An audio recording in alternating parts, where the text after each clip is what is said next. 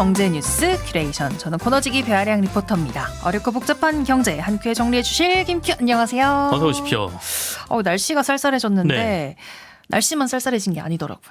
어디가 또 주식시장이 쌀쌀합니까? 워낙 뜨거웠잖아요. 네. 그래서 이 주식시장의 온도도 조금 내려간 것 같습니다.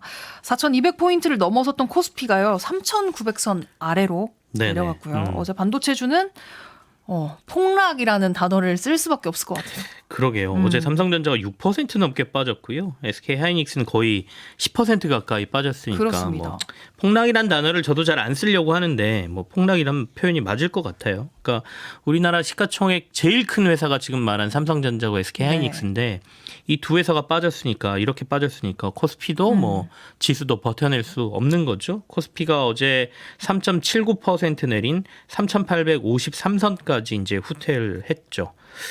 지수가 지난달 급상승하면서 4,226포인트까지 코스피가 갔었거든요. 네. 그러니까 최고점 대비해서 지금 한 8에서 9% 정도 하락해 있다. 그리고 이달 초로 보면 한 6%가량 지금 주가가 조정을 받고 있다. 이렇게 보면 되겠습니다. 이게 변동성 이야기를 할 수밖에 없을 네네. 것 같은데 하루는 확 오르고요. 음. 또 하루는 뚝 떨어지고 이게 지금 사이클처럼 반복되고 있거든요. 이거 왜 그런 걸까요? 일단은 코스피가 덩치가 커졌잖아요. 덩치가 커졌다는 거는 뭐 다리 길이가 좀 길어진 거거든요. 그러니까 한 발 앞으로 가도 예전보다는 더 많이 가고 한 발 뒤로 물러서도 더 많이 떨어지는 것 같은 느낌을 받게 되죠. 네. 그래서 이렇게 지수가 올라가면 이 흔들리는 폭도 커지니까 그거는 고려를 하셔야 될 것 같고요. 그럼 왜 이렇게 이른바 롤러코스터처럼 크게 올랐다 빠지는 걸 반복하느냐. 두 가지 정도로 보이는데요. 하나는 최근 1, 2개월 사이에 주식시장이 너무 빠르게 많이 올라 있습니다. 그러니까 뭐 그거는 팩트니까요. 그러니까 우리가 증시에서 제일 큰 악재가 뭐냐라고 하면 너무 많이 오른 거라고 얘기하거든요. 그러니까 많이 오른 거에 대한 부담감을 시장은 느끼고 있다는 건데 네. 그러니까 이거는 이제 우리 시장이 더 올라갈 수 있느냐 아니면 상장돼 있는 기업들의 체력이 남았고 앞으로 돈을 많이 벌 것이냐 이 문제하고는 상관이 없는 얘기거든요. 그러니까 무슨 얘기냐면 아무리 체력이 좋은 사람도 전속력으로 달리기 시작하면 지치는 구간이 나옵니다. 네. 다만 이제 이 사람이 체력이 좋으면 잠깐 쉬면 체력을 회복하고 또 달릴 수 있죠. 근데 이렇게 전속력으로 달리다가 체력 없는 사람은 못 달리잖아요. 그렇죠. 그럼 뒤로 처지거든요. 근데 우리 증시가 이제 체력이 어느 정도냐는 딴 문제고 일단은 지금 전속력으로 너무 달려왔기 때문에 잠깐 체력을 회복할 시간은 필요하다.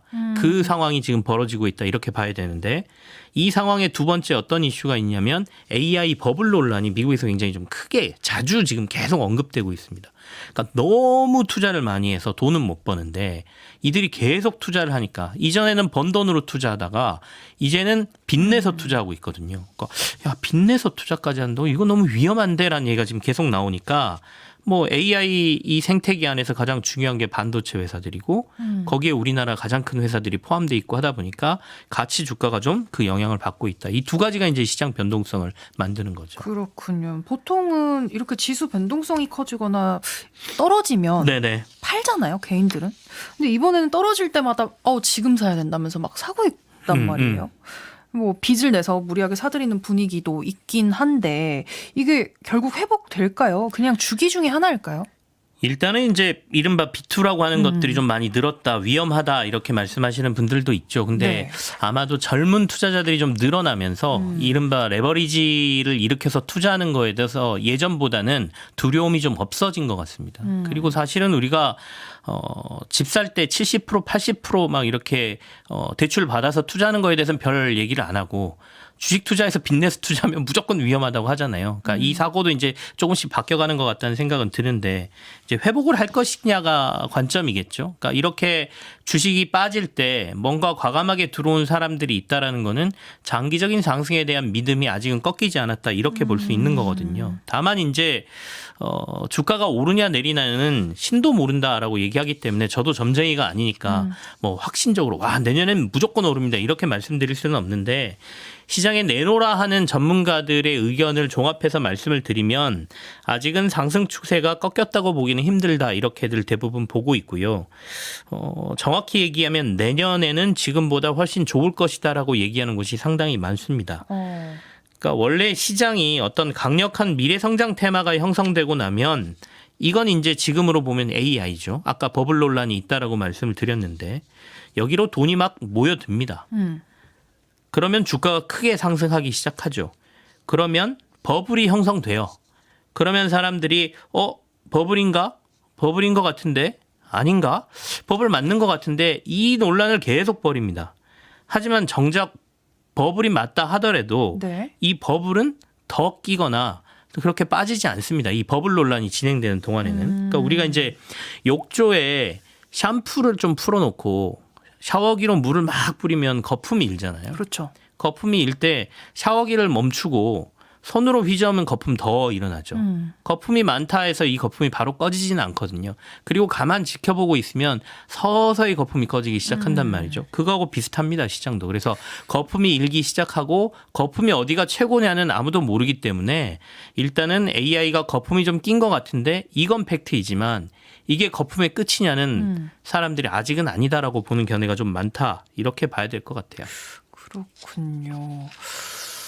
우리 코스피 네. 지수가 제가 요즘에 열심히 공부하고 있기 때문에 네네. 잘 알거든요. 지난달 같은 경우에도 3천 중반대에서 4,200선까지 올랐단 말이죠. 그렇죠. 그러니까 한 600에서 700 올라서 단순하게 계산을 해보면 20% 정도 오른 거잖아요. 그러니까 그 전에 맞습니다. 이미 많이 올라 있었다는 거죠. 그죠. 10월 1일 기준으로 종가가 3,455였고 11월 3일 기준으로 종가가 4,221이니까 22% 올랐어요. 네. 근데 올해 초로 보면 최고점이 아까 4,226이었거든요. 그러니까 무려 76%가 코스피가 상승해 있고요.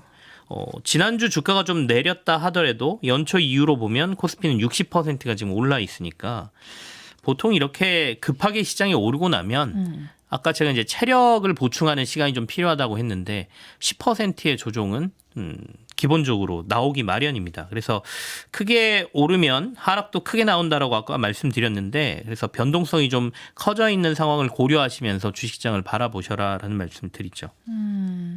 이게 숨고르기다라는 걸로 좀 이해를 하면 될까요?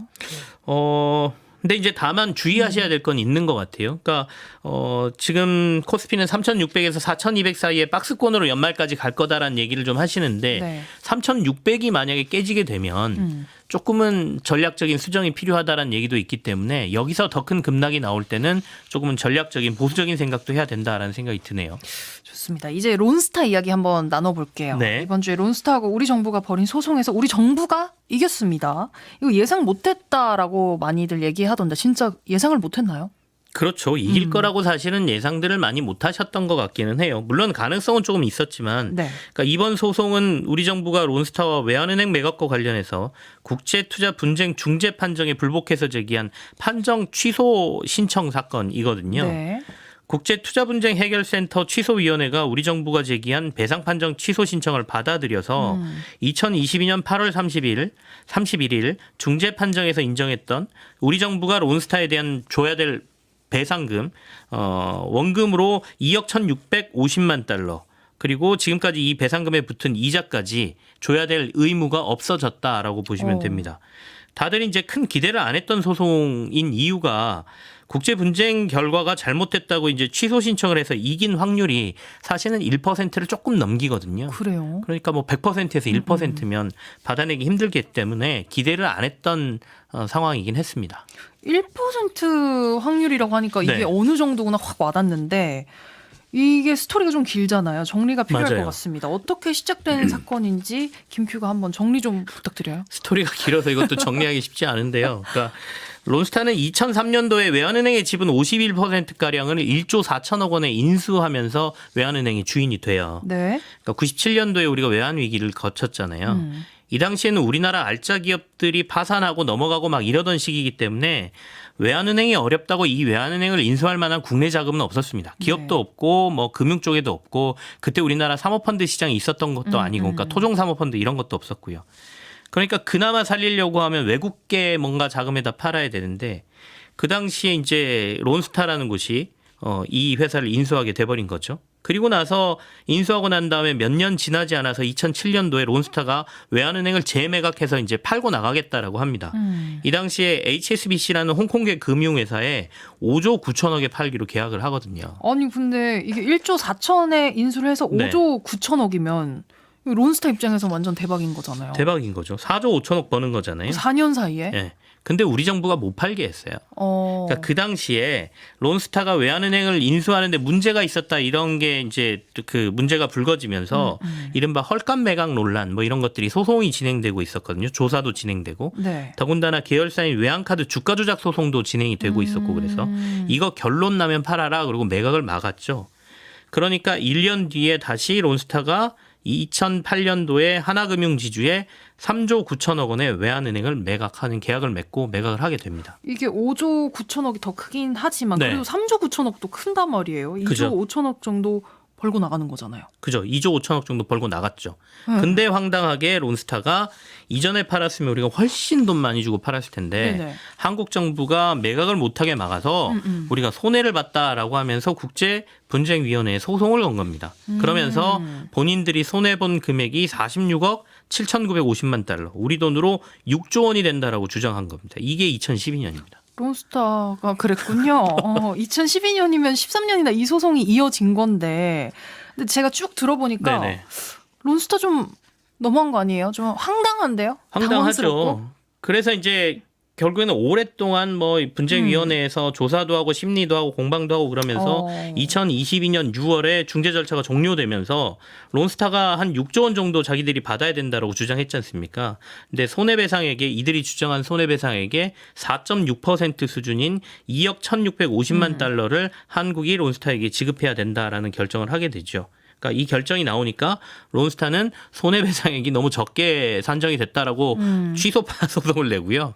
우리 정부도 받아들일 수 없다라고 해서 판정 취소를 신청했던 결과가 이번에 나왔다. 이렇게 보셔야 됩니다. 그렇군요. 근데 제가 그냥 들어봤을 때 네. 우리 정부가 이기는 게 당연한 거 아닌가라는 생각이 드는데 국제분쟁위원회에서는 우리 정부의 손을 왜 들어줬대요? 뭐 당연히 서로의 주장과 논리에 따라서 결정을 하겠지만 국제분쟁위원회라는 곳이 사실은 국제적인 어떤 국가의 힘이나 이런 것들이 많이 작용을 하기 때문에 승소가 거의 나오지 않는다라고 봤거든요. 그 판정이 뒤집어지기 힘들다라고 봤는데 이번에 다행히 우리가 승소할 수 있었던 배경은 절차적 문제를 잘 파고든 게 주요했다라고 평가를 받고 있고요. 그러니까 원 판정에서 하나은행하고 론스타 간에 국제상공회의소 상사중재재판 판정문이 주요 증거로 채택이 됐어요. 네. 근데 이건 우리 정부가 당사자로 참여하지도 않은 별개의 사건인데 이걸 주요 증거로 받아들였거든요. 또 우리 정부가 이 증거에 대한 의견을 내거나 유리한 증거를 제출할 기회도 얻지 못했다.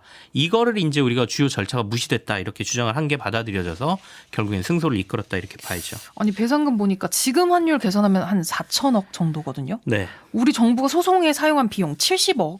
그리고 론스타가 우리 정부에 30일 이내에 지급을 해야 되잖아요. 이제 완전히 끝난 거예요? 예, 사실상 절차적으로는 완전히 끝났다고 봐야 되고요. 다만 이제 앞서 헐값 매각 논란 때 있었던 여러 가지 얘기들이 다시 좀 떠오르고 있다는 점. 그러니까 그 당시에 이렇게 헐값 매각을 진짜로 했느냐 안 했느냐. 그때 이렇게 안 팔았으면 우리는 그럼 어떻게 됐겠느냐. 이 논란 조금 살아나고 있다는 거랑 정치적으로 서로 내 덕이다 주장하는 것. 이런 것들이 이제 좀 마무리가 돼야 되겠죠. 오늘 론스타 이야기까지 나눠봤습니다. 오늘도 잘 들었습니다. 저는 다음 주에 다시 찾아올게요. 지금까지 배아량 리포터였습니다. 고맙습니다. 네, 고맙습니다.